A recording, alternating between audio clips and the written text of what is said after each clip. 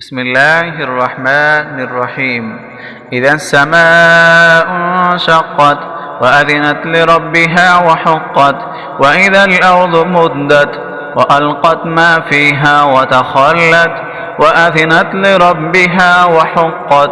يا أيها الإنسان إنك كادح إلى ربك كدحا فملاقيه فأما من أوتي كتابه بيمينه فسوف يحاسب حسابا يسيرا وينقلب إلى أهله مسرورا وأما من أوتي كتابه وراء ظهره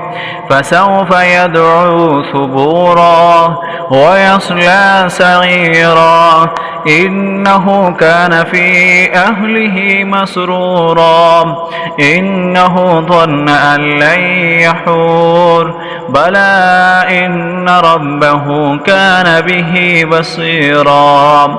فلا أقسم بالشفق والليل وما وسق والقمر إذا اتسق لتركبن طبقا عن طبق فما لهم لا يؤمنون وإذا قرئ عليهم القرآن لا يسجدون بل الذين كفروا يكذبون والله أعلم بما يوعون فبشرهم بعذاب أليم إلا الذين آمنوا وعملوا الصالحات لهم أجر غير ممنون.